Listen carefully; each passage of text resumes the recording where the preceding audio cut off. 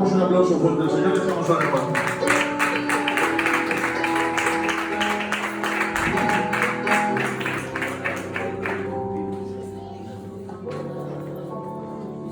Bendigo tu gracia.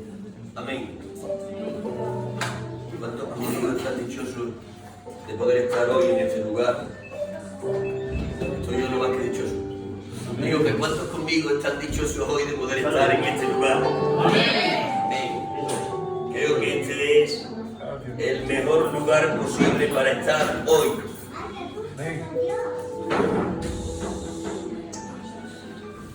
Y la grandeza de poder estar en este lugar es lo que aquí estamos llevando a cabo. Amén. Creo que no hay tiempo mejor invertido que el tiempo que se invierte en estar en comunión con el Señor. Recuerden que la inversión de ese tiempo tendrá réditos eternos. El tiempo es un tesoro que en ocasiones mal usamos. Pero yo hoy les animo a que hagan del tiempo un uso lleno de sabiduría. Y no den al Señor el tiempo que le sobra.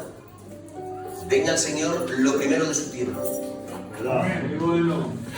Hubo un hombre del Señor que decía, mientras más trabajo tengo a lo largo del día, más tiempo antes de comenzar ese día me paso en la presencia del Señor.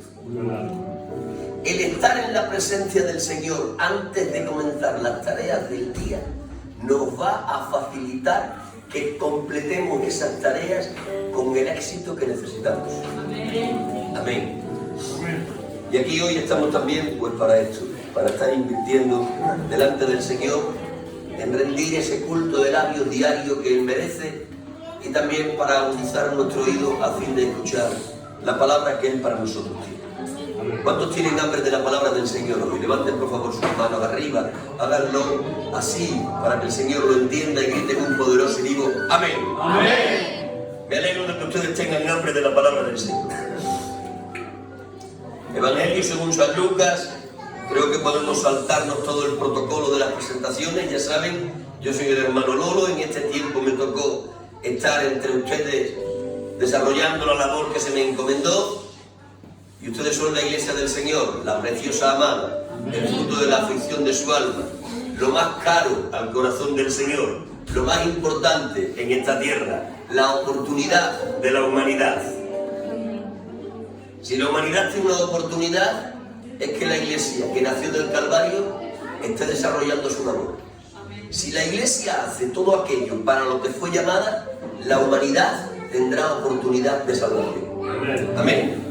Pues bien, hechas esas presentaciones rápidas y raudas, vamos a pasar a compartir algo de la palabra del Señor. Vamos a estar leyendo en el Evangelio según San Lucas, en el capítulo 1, versos 5 en adelante, y después estaremos leyendo en ese mismo capítulo, en el verso 68 y 69. No voy a hacer toda la lectura, sería ocupar demasiado tiempo, pero sí que voy a comenzar la lectura y la voy a terminar. Y entre lo primero que lea y lo último que termine de leer, lo que voy a hacer es narrarle lo que está escrito y ustedes se lo van a creer. Amén. Y para aquellos que duden, que harán bien en dudar, podrán después corroborar lo que yo les voy a narrar en sus propias Biblias. Dice así la palabra del Señor en los textos citados. Hubo en los días de Herodes, rey de Judea, un sacerdote llamado Zacarías, de la clase de Abías.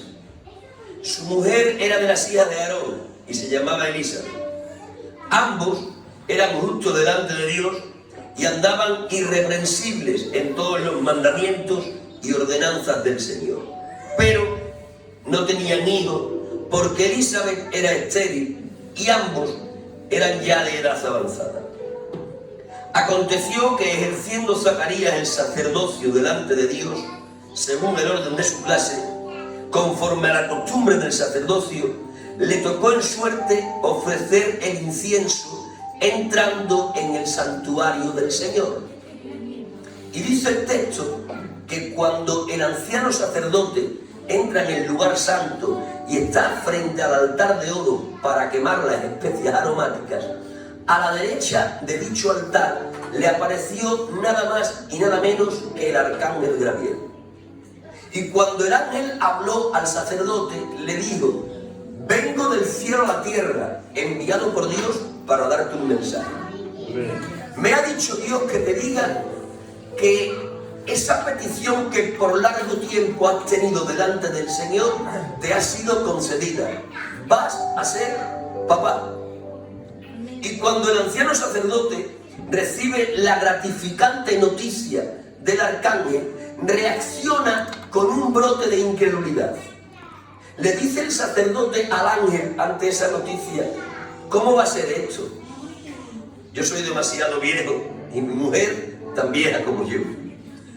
En otras palabras, es como que el sacerdote le dice al arcángel: a buenas horas vienes, ha llegado tarde. Ante esa respuesta de incredulidad, el arcángel se molesta. Y como se molesta, reacciona en ese abanico que Dios le da a los ángeles para que puedan actuar. Y la reacción del arcángel ante la incredulidad del sacerdote es castigarlo. De hecho, el arcángel le dice al sacerdote: por cuanto no has creído a mis palabras, mudo te quedarás. ¿Hasta cuándo? Hasta que se cumpla lo que yo te he dicho de parte del Señor. Y a partir de aquel momento, Zacarías ha quedado mudo, imposibilitado de articular una sola palabra. Y no pudo volver a hablar hasta que se hizo verdad el mensaje que el ángel le había dado. Hasta que Elizabeth no dio a luz al que después sería conocido como Juan el Bautista. Y cuando se ha cumplido lo prometido por el Señor, y ya Zacarías tiene a su hijo delante de él, abre la boca por primera vez después de 9 meses de silencio, y dice el anciano sacerdote, rompiendo un silencio de 9 meses: bendito el Señor Dios de Israel, que ha visitado y redimido a su pueblo, y nos levantó un poderoso Salvador en la casa de David, su siervo. Extraña forma en la que el sacerdote rompe un silencio de 9 meses. Pero antes de llegar al final de esta narración, evidentemente tenemos que comenzar por el principio. Y a esta historia, en la que los protagonistas son Zacarías y Elizabeth, yo le he dado por título: Sufriendo en mitad de la fidelidad. Ese es el título que yo le he dado a este mensaje, y en derredor de ese título va a girar todo lo que les voy a compartir. De hecho, todo lo que les voy a compartir se podría resumir en 3 secciones.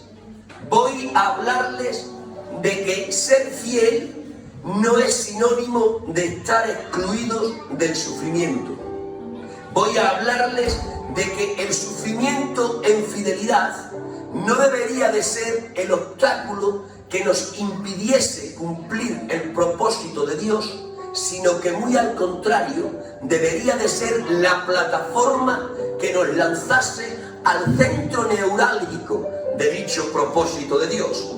Y voy a terminar por decirles que los sufrimientos en fidelidad, que son parte de aquello que llamamos el trato de Dios, siempre son permitidos por Dios para hacernos mejor. ¿Cuántos reciben esta palabra? Levantan su mano, griten: gloria a Dios. ¡Gloria a Dios! 3 cosas para decirles: ser fiel no es sinónimo de estar excluidos del sufrimiento. El sufrimiento en fidelidad no debe de ser obstáculo, sino plataforma que nos lance a la perfecta voluntad de Dios. Y el sufrimiento en fidelidad, que normalmente llamamos trato de Dios, siempre lo permitirá Dios para hacernos mejor. Denle un fuerte aplauso a esta palabra de Dios.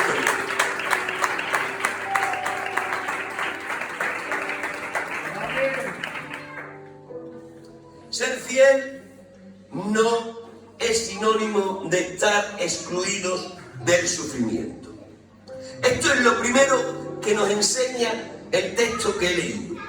En este texto hemos encontrado en el verso 6 que Zacarías y Elizabeth son de los fieles en el Señor. De hecho, la escritura inspirada dice de este matrimonio que eran justos delante de Dios e irreprensibles delante de los hombres. Cuando Dios los miraba, decía, son justos. Y cuando los miraban los hombres, decían, son irreprensibles. Tienen tal altura de fidelidad estos dos que pertenecen al selecto club de aquellos a los que Dios piropea.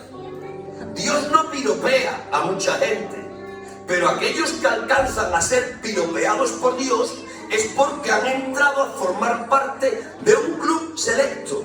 En ese club está Abraham, está Isaac, en ese club está gente como San Pablo, como San Pedro, y estos dos también. Tienen tal altura de fidelidad que Dios se dirige a ellos para piropearles y nos enseña a todo el pueblo del Señor que eran justos delante de Dios e irreprensibles delante de los hombres.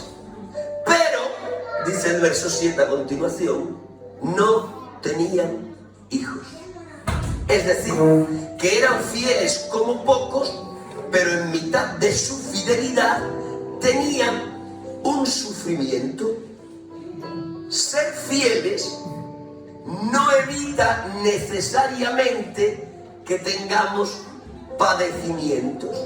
Zacarías y Elizabeth son fieles como pocos, pero a pesar de ello tienen un grave sufrimiento.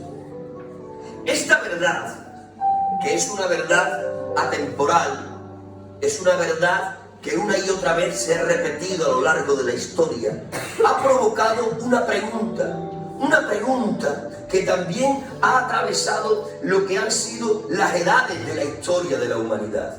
En todos los tiempos, los seres humanos se han preguntado ¿por qué los buenos sufren?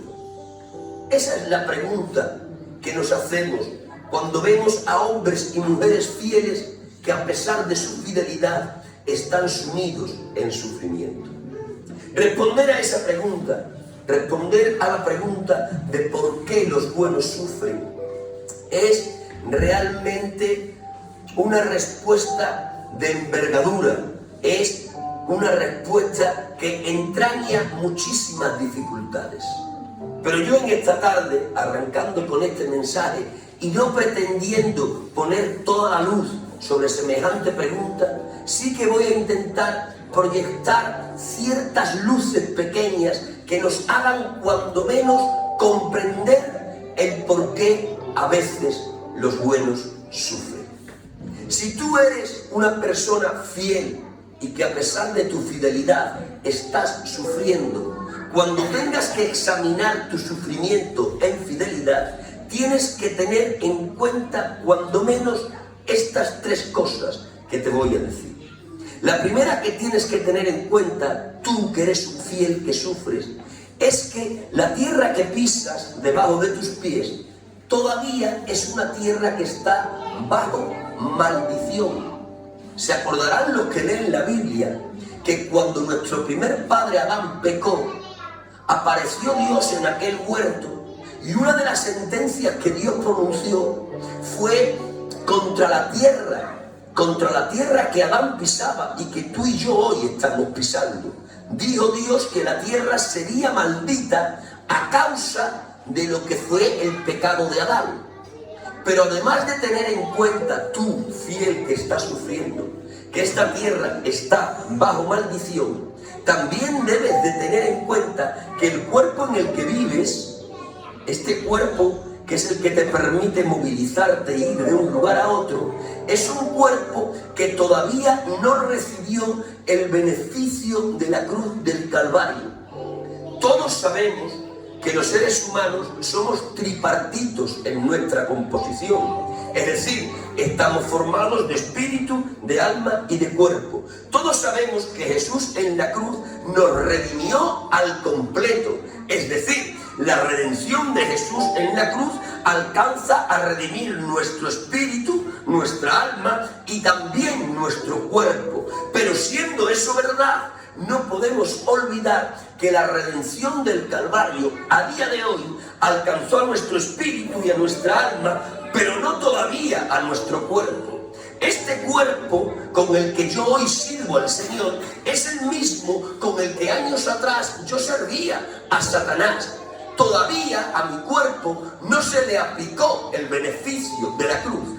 De hecho, el beneficio de la cruz sobre mi cuerpo no se me aplicará hasta el día de la resurrección de entre los muertos.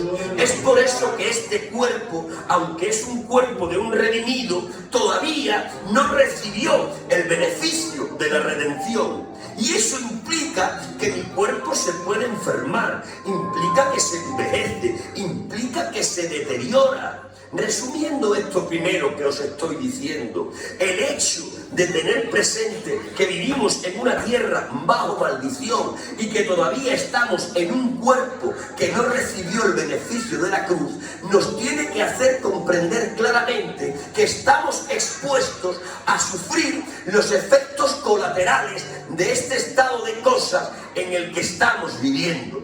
Sí, les estoy diciendo que aun a veces siendo fieles, sufriremos por los efectos colaterales de este estado caído en el que estamos viviendo. ¿Cuántos me están entendiendo hasta ahí? Levantan por favor sus manos al cielo, griten gloria a Dios. Pero tampoco dejen de tener presente ustedes que son fieles y que en ocasiones sufren.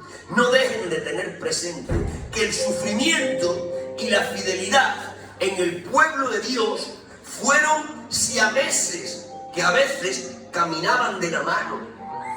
No es algo extraño ver en la historia del pueblo de Dios a hombres y mujeres fieles que están sufriendo. Hoy día hay algunos que predican un evangelio rebajado, que predican un evangelio light. Hay algunos que hoy se atreven a decir desde los púlpitos que en el verdadero evangelio tendremos el cielo de que muramos y antes del cielo también lo tendremos todo. Hay algunos que se atreven a decir hoy día que si un fiel sufre, lo que tiene que hacer es examinarse, porque quizás ese sufrimiento le está diciendo que no es tan fiel como se cree. Hay algunos que se atreven a decir hoy que si tenemos crisis económica es porque quizás no estamos bien, que si tenemos enfermedad en el cuerpo es porque quizás nuestra fidelidad no es tan alta como nos creemos. Pero yo digo que ese evangelio no es el evangelio que el Señor nos encomendó. Yo hoy digo que en el evangelio que Jesús nos dejó en herencia es un evangelio que no dice que el que es fiel no puede sufrir. No es un evangelio que dice aquí todo y después el cielo. El evangelio real de Jesús dice que el ser fiel no te excluye necesariamente de los sufrimientos. ¿Habrá aquí alguien que se acuerde de Jeremías? ¿Habrá aquí alguien que se acuerde de la iglesia primitiva? ¿Habrá aquí alguien que se acuerde de San Pedro, de San Pablo, de San Juan? Todos estos que he mencionado fueron parte del pueblo del Señor en el pasado, fieles como pocos, y todos ellos tienen un denominador común: siendo fieles, sufrieron. Jeremías, los hermanos le conocen, era fiel como pocos. ¿Cuántos quisiéramos alcanzar la mitad de la medida de fidelidad que Jeremías tenía? Pero siendo Jeremías tan fiel, sufrió como pocos también ha sufrido. Jeremías padeció persecución de los reyes. Jeremías padeció persecución de los sacerdotes. Jeremías padeció persecución de su propia familia. Llegó un momento en la vida de Jeremías que estaba tan oprimido por tanto sufrimiento en fidelidad que exclamó el profeta y dijo: ya no predico más, tu palabra me sirve de afrenta. Pero a continuación dice el texto: había un fuego dentro de mí que quise sufrirlo y no pude. Pero no solo Jeremías es un fiel que sufre, también podríamos ver a la iglesia primitiva. Dígame alguien que conozca la historia de la iglesia. ¿Acaso se encontraron una iglesia más espiritual a lo largo de la historia que la iglesia primitiva? Yo digo que no, y 1000 veces no. No ha visto una iglesia tan espiritual y tan fiel como la primera de las iglesias. Pero a pesar de ser tan fieles aquellas gentes, lo que cosecharon de una siembra de tanta fidelidad fue 12 persecuciones imperiales. Aquella gente fiel se veía con sus hijos en brazos en las arenas de los circos. Y cuando se abrían las compuertas, salían los leones, las fieras salvajes, abrían las sauces y los desmembraban a ellos junto con sus hijos. Eran fieles, pero la fidelidad no les excluía del sufrimiento. Pero ¿quién no se acuerda en las páginas del Nuevo Testamento de San Pedro, de San Pablo, de San Juan, columnas de la iglesia del Señor, fieles como pocos ha podido haber, fieles que pertenecían al selecto club de aquellos a los que Dios piropea? Pero ¿cuál fue la ciega que tuvieron San Pedro y San Pablo y San Juan después de una siembra de tanta fidelidad? San Pedro terminó crucificado boca abajo, San Pablo terminó decapitado y San Juan terminó desterrado en la isla de Patmos. Fieles como pocos, pero sufriendo. Créete lo que te digo, Santa Iglesia del Señor, el ser fieles no nos excluye de la posibilidad del sufrimiento, y los que estén entendiendo eso, levanten sus manos, griten, gloria a Dios.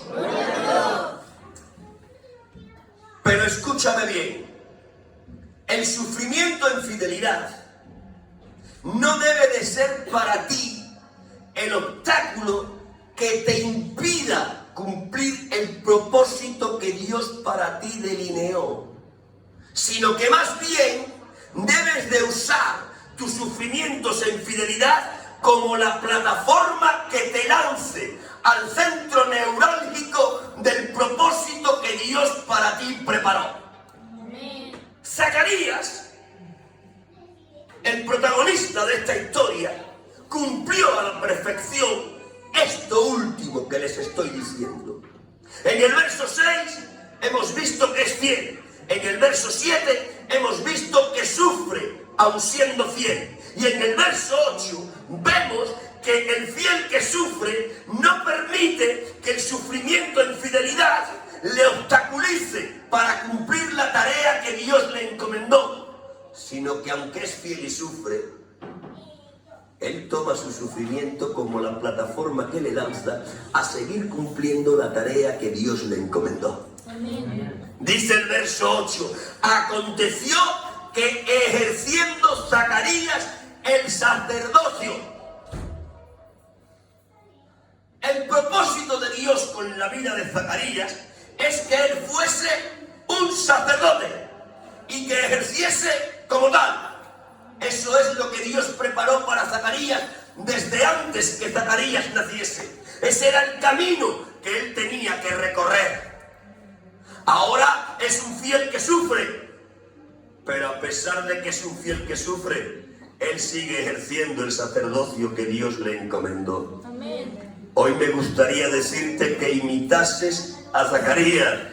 Y me gustaría decirte que aunque seas un fiel que está sufriendo, no permitas que tus sufrimientos en fidelidad rompan el propósito que Dios para ti preparó, sino que más bien haz uso del sufrimiento en fidelidad que estás viviendo para que sea la plataforma que te lance a cumplir la tarea que Dios para ti encomendó. Y los que estén entendiendo eso, levanten por favor sus manos, griten un poderoso y vivo gloria a Dios.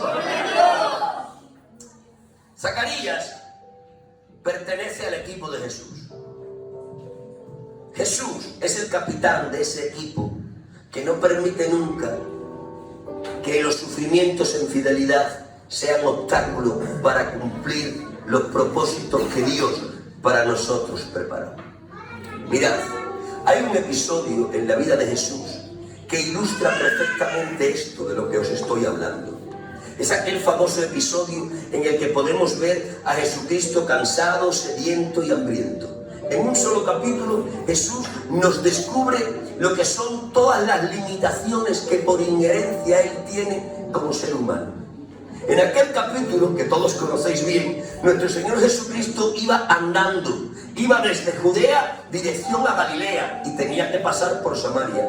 A mitad de camino, el Señor Jesucristo estaba cansado. ¿Por qué? Porque había estado largo tiempo andando. Pero no solo estaba cansado, sino que además de eso estaba hambriento. Porque dice el texto que el Señor mandó a los discípulos a que fuesen a la aldea vecina a comprar algo de comer. Pero no solo estaba cansado y estaba hambriento, dice el texto que además estaba sediento, ya que cuando se encontró con la samaritana, lo primero que le dijo a esta es: dame de beber. ¿Lo pueden ustedes ver al Señor? Cansado, hambriento y sediento.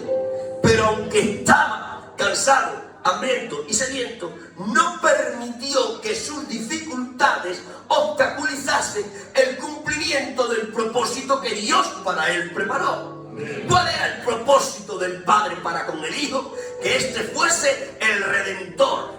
Él está cansado, hambriento y sediento, pero a pesar de tantas dificultades, Él no deja de pasar la oportunidad de salvar a la samaritana pecadora. Mirad, ¿qué hubiese ocurrido si en ese día el Señor Jesús nos hubiese dicho: hoy no voy a intentar salvar a nadie?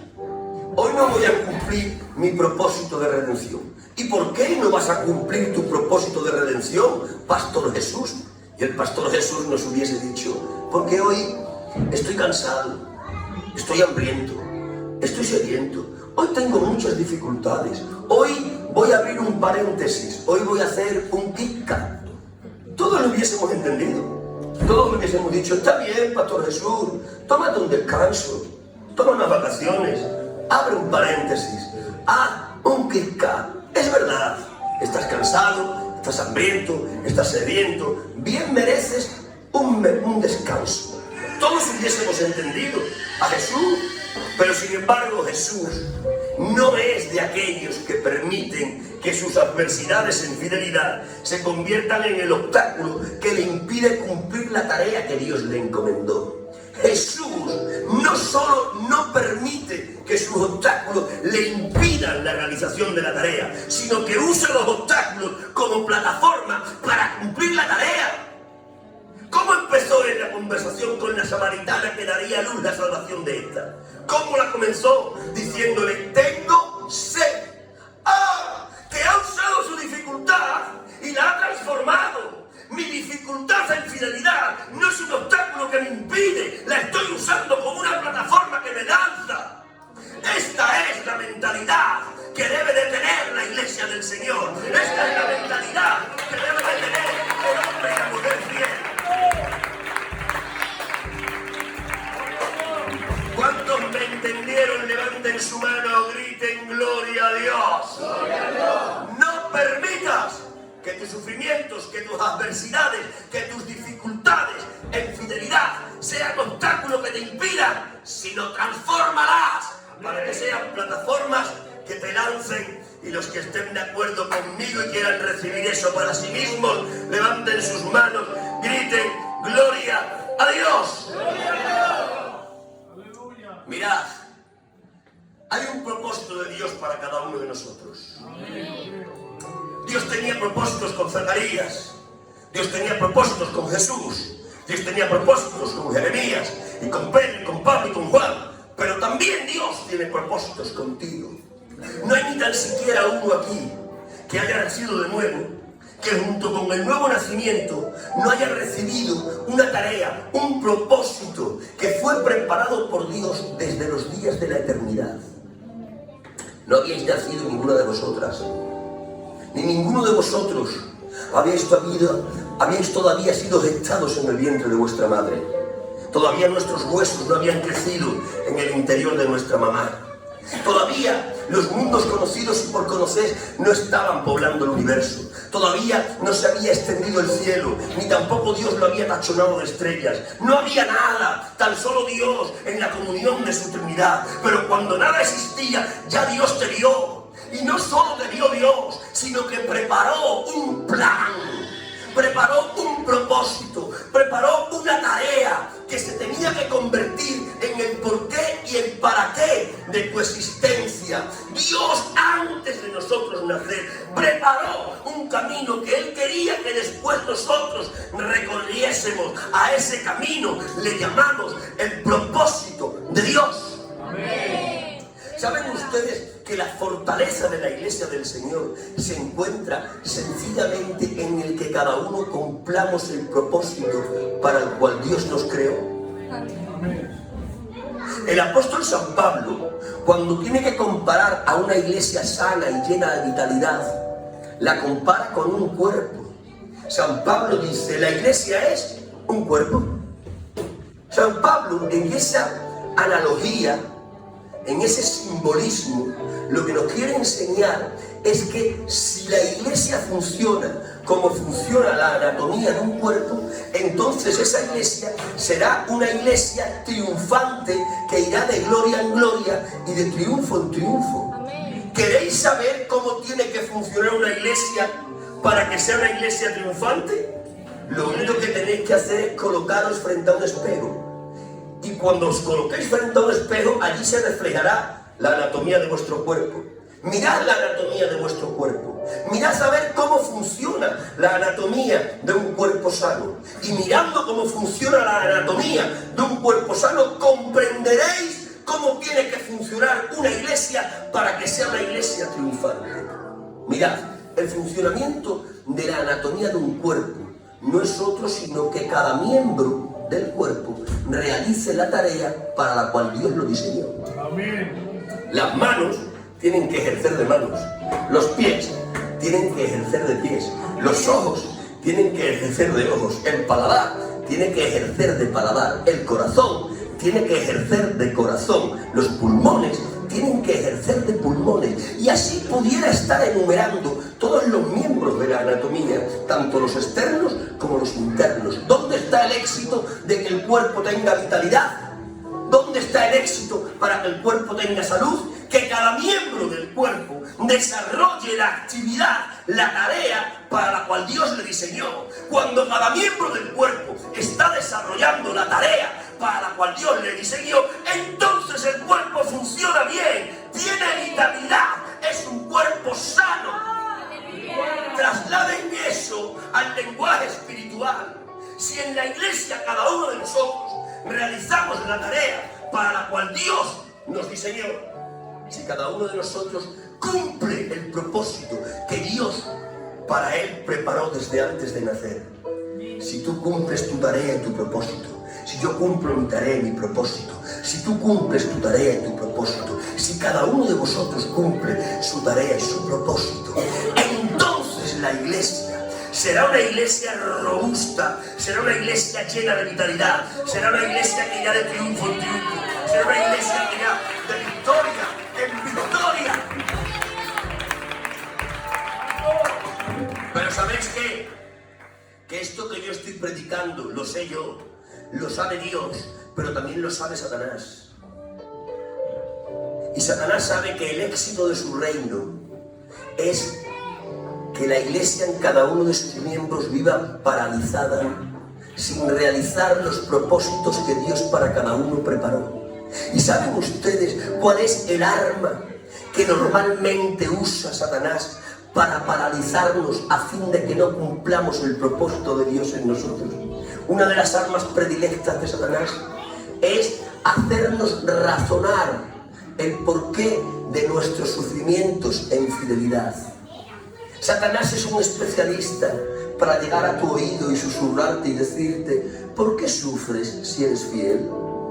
¿Por qué tu Dios, que es omnipotente y que puede hacer todas las cosas, permite que te pase lo que te está pasando siendo tan fiel como tú eres? Y nos empieza a susurrar estos mensajes, y estos mensajes los absorbemos y empezamos a razonar el porqué de nuestro sufrimiento. Y cuando razonamos el porqué de los sufrimientos en fidelidad, normalmente nos paralizamos, nos olvidamos del propósito de Dios y tan solo anhelamos el cielo que Dios para nosotros preparó. Voy a intentar explicarles esto de una forma detenida. Y para explicarles esto último que les estoy diciendo, que es importantísimo de comprender, voy a usar al profeta Elías. Y el profeta Elías va a ilustrar esto que quiero enseñarles. Todos estamos de acuerdo que Elías es un hombre llamado por Dios, con un propósito. Elías, antes de nacer, ya tenía un propósito preparado y diseñado por Dios para él. ¿Saben cuál era el propósito de Dios con Elías?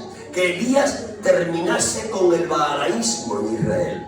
El baalaísmo era una célula cancerígena que estaba matando al pueblo de Israel. El baalaísmo era idolatría e inmoralidad. Y la idolatría y la inmoralidad estaban carcomiendo los cimientos de la fe de Israel. Pero Dios ha levantado a Elías. Y Elías tiene un propósito, una tarea en la vida: terminar con el baalaísmo. Y para terminar con el baalaísmo, Elías tenía que tener un alto nivel de fidelidad. Es tan fiel Elías que por cumplir la tarea que Dios le encomendó, se ha convertido en un prófugo y después de esto en un inmigrante. ¿Os acordaréis todos vosotros cuando Elías, en el cumplimiento del propósito de Dios, se enfrentó a Acab y a Jezabel y le dijo: por mi palabra viene una sequía? Y nada más que pronunciar la palabra, los cielos se cerraron y la tierra se agrietó. La economía de Israel se vino abajo. Y el rey y la reina dictaron un edicto en el que pensaban perseguir a Elías. Como consecuencia de esto, Elías se convirtió en un prófugo de la justicia. ¿Y dónde acabó Elías? En el arroyo de Kerit, siendo alimentado por cuervos. Pero hasta el arroyo se le secó. Era un fiel que estaba sufriendo. Pero después de que se le ha secado al arroyo siendo un prófugo, ¿qué tiene que hacer Elías? ¿Qué le dice Dios? Dice: márchate del país, vete a Siria, allí te alimentará una viuda. Es decir, es prófugo, pero además de prófugo, es inmigrante. Ha tenido que salir de su país. ¿Todo por qué? Porque es fiel al propósito que Dios le encomendó. Después de esto, ha venido la voz de Dios a él y le ha dicho: Elías, sal de Siria, vuelve a Israel, enfréntate a Acab, a Jezabel y a los 450 profetas que tiene. Yo no sé si vosotros alguna vez os habéis enfrentado a un par de hombres o tres. Yo os recomiendo que no lo hagáis. Ya os garantizo que vais a salir perdiendo. Pero a este Dios le ha mandado no enfrentarse a 2 o 3, sino a 450 profetas de Baal. Es un prófugo de la justicia, es un inmigrante y ahora es un medio loco que por voluntad de Dios se tiene que enfrentar a 450 hombres. Pero allí estaba en el Carmelo, él solo de este lado, de aquel lado, 450 hombres. Ha clamado al cielo, se ha abierto el cielo, ha descendido la lluvia, ha consumido el holocausto y todo el pueblo ha dicho: Jehová es Dios. Elías se ha llenado de alegría y ha dicho: estoy cumpliendo el propósito que Dios me mandó. Pero al día siguiente se ha tornado todo. El día claro se ha vuelto gris, porque al día siguiente Jezabel le ha mandado un mensaje y le ha dicho: Elías, no termina el día de hoy sin que yo no ponga una cabeza tuya como has puesto la cabeza de los 450 profetas de Baal. A los 450 profetas los degolló Elías, pero ahora Jezabel le ha dicho: te voy a degollar yo a ti como tú le has degollado a ellos. ¿Y qué ocurre entonces? Entonces ocurre que Elías empieza a razonar el por qué sufre tanto siendo fiel. Elías empieza a razonar y dice: vamos a ver, yo soy fiel como pocos. Yo por ser fiel he sido prófugo de la justicia. Yo por ser fiel he sido inmigrante. Yo por ser fiel he sido un suicida que me he enfrentado a 450 profetas de Baal. Pero siendo tan fiel yo, ¿por qué sufro ahora? ¿Cómo es posible que mi siembra de fidelidad me dé a luz una siega de tanto sufrimiento? Y como empezó a razonar el porqué de sus sufrimientos en fidelidad, terminó debajo del enebro. ¿Y qué dice Elías debajo del enebro? Quítame la vida, Dios, porque no soy mejor que mis padres. Elías, debajo del enebro, en mitad de aquella depresión espiritual provocada por razonar su sufrimiento en fidelidad, se ha quedado focalizado en el cielo.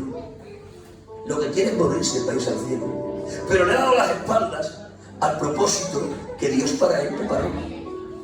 Mirad, conozco a más gente de las que me gustaría recordar.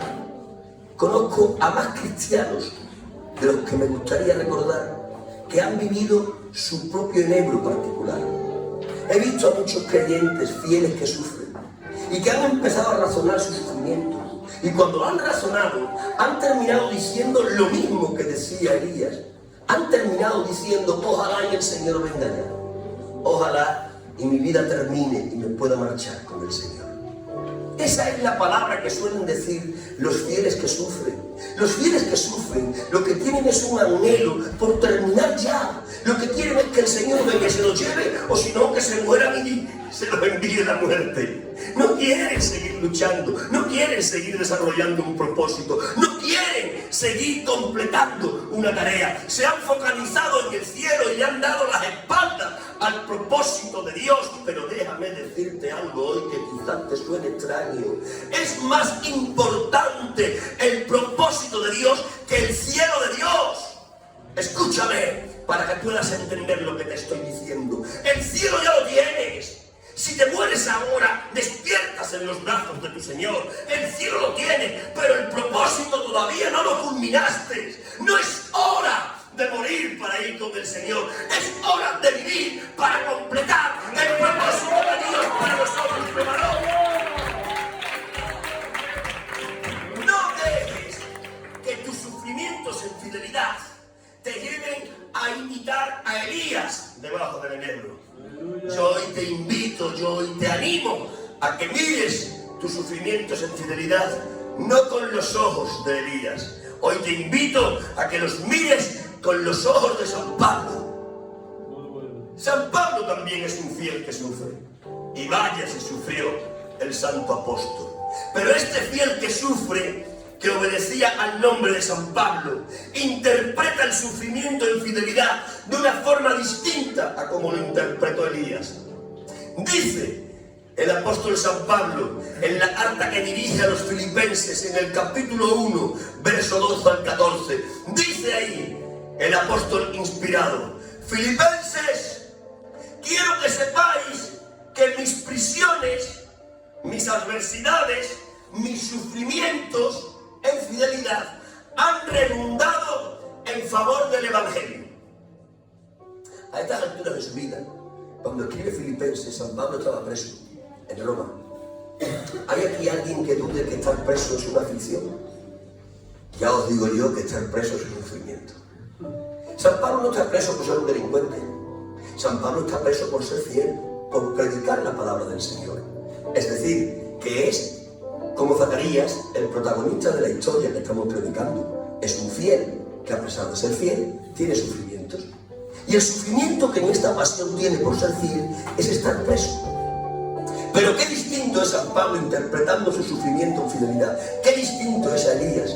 San Pablo está sufriendo por fidelidad y dice a los filipenses: Filipenses, quiero que sepáis que mis prisiones, mis sufrimientos en fidelidad han redundado en favor del Evangelio. ¿Por qué, San Pablo? Porque gracias a mis prisiones en fidelidad se han convertido los de la Guardia Pretoriana.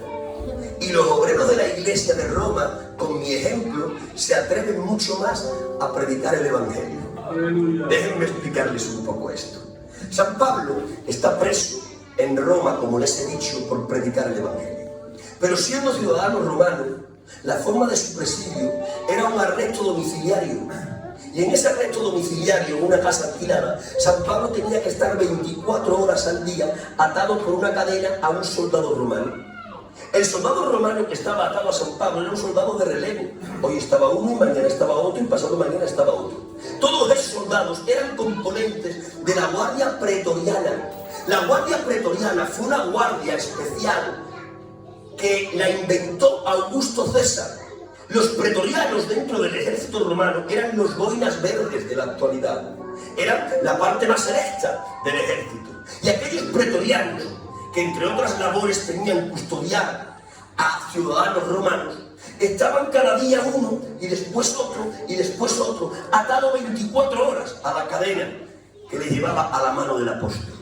Los que leen la Biblia recordarán que el apóstol en este arresto domiciliario podía recibir visitas, es decir, no estaba impedido de predicar. Y aquellos pretorianos, cuando estaban 24 horas al día atado al apóstol, tenían, queriendo y sin querer, que escucharle predicar. Él predicaba las visitas que venían. Pero además aquellos pretorianos tenían que ser testigos presenciales de cuando San Pablo oraba por enfermos y sanaban. Pero además tenían que ser testigos presenciales de cuando el apóstol estaba dictando alguna carta y la tenía que enviar. Y de tanto escuchar el Evangelio, y de tanto ver las sanidades, y de tanto escuchar las cartas que dictaba, los pretorianos, uno tras de otro, se iban convirtiendo al Evangelio. San Pablo por eso dice: Filipenses, quiero que sepáis que mis prisiones, mis dificultades, mis sufrimientos en fidelidad han redundado en favor del Evangelio, porque los pretorianos, uno tras de otro, gracias a estas prisiones, se están convirtiendo. Pero no solo es el beneficio de la conversión de la guardia pretoriana, es que los obreros de la iglesia de Roma, que estaban atemorizados antes de yo venir porque había una persecución contra la iglesia, con mi ejemplo han tomado ánimos y se atreven mucho más a predicar el Evangelio. San Pablo está mirando el sufrimiento en fidelidad desde la óptica correcta. Mirad, tomad esto ahora y guardadlo en vuestro corazón. Cuando sufráis, siendo iglesia, siendo hijos de Dios, siendo fieles, cuando sufráis, lo que tenéis que hacer es examinar la raíz de vuestros sufrimientos. Lo que hay que hacer es examinar el por qué estoy sufriendo. Esa es la clave maestra. Toma tu sufrimiento y examínalo. Y empieza a discernir el por qué estás sufriendo. Si tú, como respuesta a ese por qué, encuentras que tu sufrimiento no es la consecuencia de un pecado tuyo, no es la consecuencia de una irregularidad, entonces tienes que entender que ese sufrimiento está siendo permitido por la voluntad de Dios. Y escuchadme, cuando un sufrimiento no es la consecuencia de un pecado, ni es la consecuencia de una irregularidad, sino que es parte de la voluntad permisiva de Dios, entonces tienes que entender que detrás de ese mal siempre hay un bien. Detrás de los males que Dios permite, siempre tiene que haber un bien. San Pablo ha examinado su prisión, que es un sufrimiento, y cuando la ha examinado se ha dado cuenta que esa prisión no es consecuencia de un pecado suyo. Él sabe que no está preso por ser un delincuente. Lo que ha encontrado detrás del presidio ha sido la voluntad permisiva de Dios, y entonces San Pablo ha dicho: este sufrimiento, que no es la consecuencia de un pecado mío, sino que es la consecuencia de la voluntad permisiva de Dios, detrás de este mal tiene que haber un bien, porque siempre que Dios permite un mal en nuestras vidas es porque detrás de ese mal hay un bien.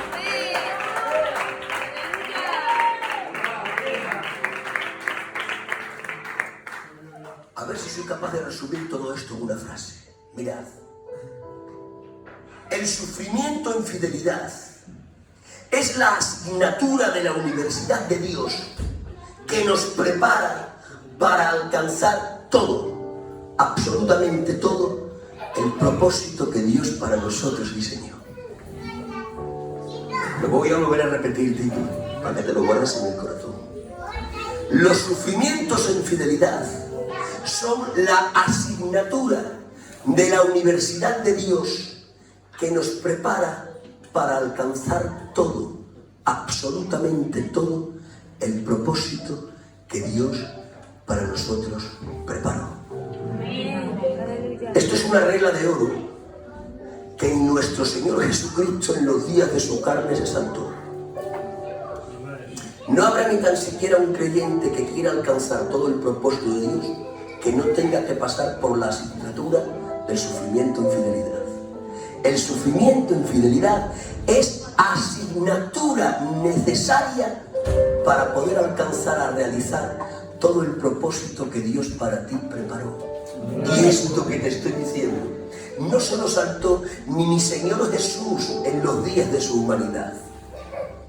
Hebreos capítulo 5, versos 7 al 10.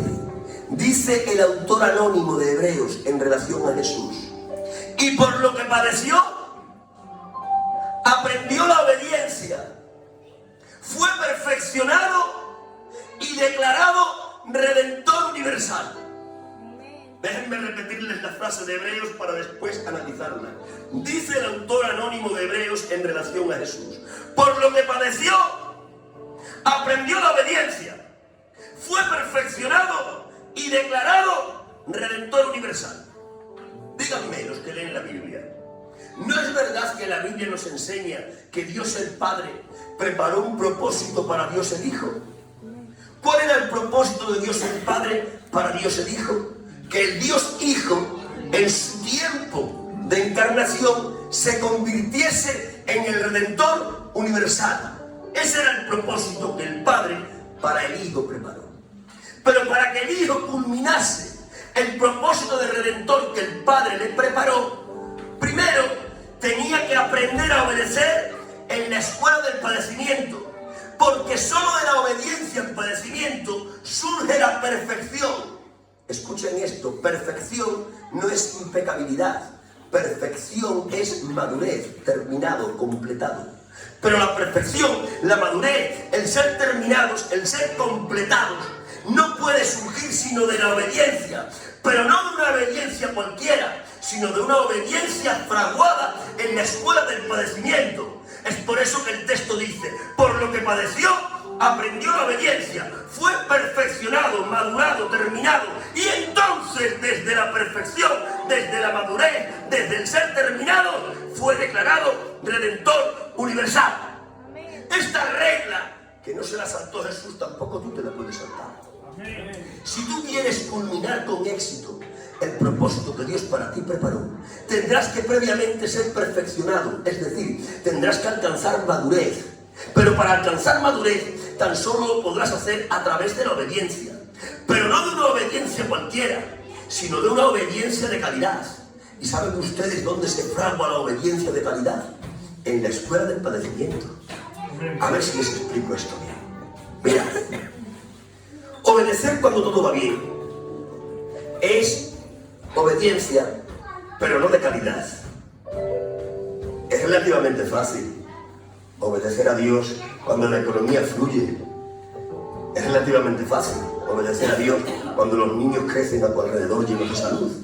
Es relativamente fácil servir y obedecer al Señor cuando todos los vientos te son favorables. Pero para ser perfeccionado, a Dios no le vale una obediencia baja en calidad. Para ser perfeccionados, Dios necesita una obediencia de alta calidad. Y la obediencia de alta calidad tan solo se puede extraer de la escuela del padecimiento. La obediencia de calidad, pastor, tan solo puede surgir cuando lleno de enfermedad le sigues diciendo que sí al Señor. La obediencia de calidad tan solo puede surgir cuando la economía es una bancarrota, pero le sigues diciendo que sí al Señor. La obediencia de calidad tan solo puede surgir cuando todo a tu alrededor se derrumba, pero tú sigues diciéndole que sí al Señor. En mitad de la dificultad, si dices que sí, tú estás extrayendo obediencia de calidad. Y la obediencia de calidad que nace